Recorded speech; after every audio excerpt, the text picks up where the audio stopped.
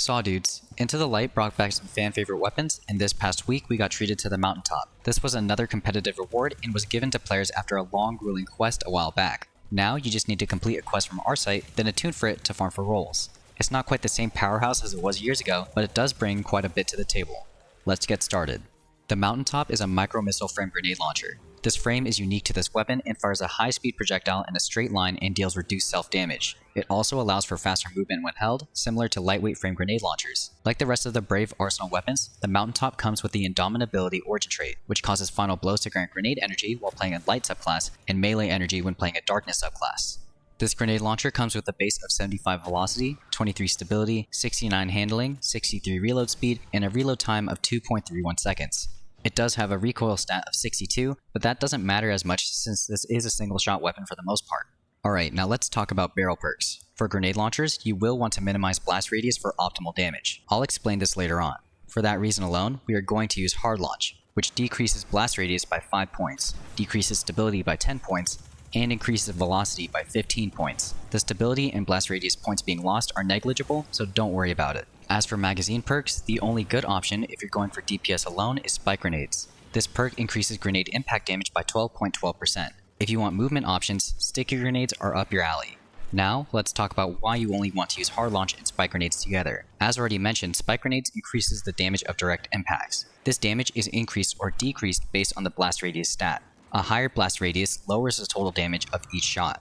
Granted, this damage increase is only a couple hundred points, but if you are min-maxing, then stay away from blast radius. To stay in line with that, you could have any masterwork, as long as it isn't blast radius. If you are using a bait and switch heavy weapon, you might want handling. For anything else, velocity is nice to have. Mods are up to you. Personally, I like having quick access sling for faster equip speeds. Let's cover the perk combos you should be chasing. I highly suggest going for a shiny version of this weapon if you have the time to farm it out. First, I'll cover my favorite role, Lead from Gold and Frenzy. Lead from Gold allows us to run heavy ammo finder on our helmet and rarely run out of special ammo. This means we can spam shots at chunkier units without having to ration them out. Frenzy is a great perk since it does not require kills to activate. It only requires us to dish out or receive damage once every 5 seconds. On activation, it provides 15% increased damage, 100 handling, and 100 reload speed. If you're running a swap DPS loadout, such as a bait and switch rocket or grenade launcher, this is perfect. Otherwise, it will perform well against yellow bars. An alternative approach to this perk combo is using Ambitious Assassin in the third slot instead of Lead from Gold. Ambitious Assassin overflows the magazine based on the number of rapid kills before reloading. This can be great if you plan to use the weapon for some ad clear. After one kill, you'll have 2 grenades in the mag, turning this into Forbearance's long lost brother. If you wanted an even easier time, you could use auto-loading holster in the third column. While it is nice, I think it is somewhat wasted since Frenzy tops out our reload stat for lightning fast reloads. Out of the 3 choices in the third column, I think Lead from Gold offers the most value in all situations.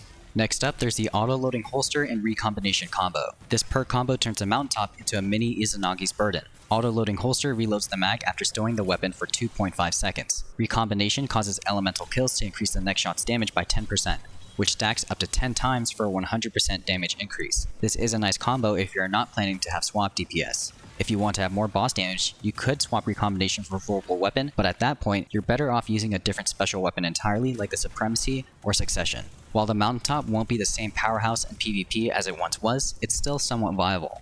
I would suggest using sticky grenades or high velocity rounds as your mag perk since the impact damage provided by spike grenades does not one-shot.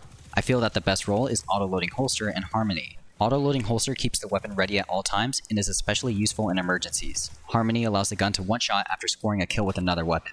If you want to relive the glory days of Forsaken, this is your best bet. Is the Mountaintop good? Yeah, I guess. That said, I wouldn't say it's the best breach-loaded grenade launcher out there. We have Pardon Our Dust, which is amazing for crowd control because it can be crafted with disorienting grenades. The Mountaintop is in a weird situation at the moment. It doesn't excel at dealing high amounts of damage like slug shotguns or snipers can. However, it deals a decent amount of damage in a small area. I think using it is pretty fun, and it does help with ad clear here and there. However, there are just better options if you want dedicated ad clear or dedicated DPS. If you're using it just to use it though, you're not shooting yourself in the foot. It does offer some pretty nice movement tech. I hope you guys enjoyed the video. If there's a role I missed, please leave it in the comments. As always, thank you for watching, and happy farming.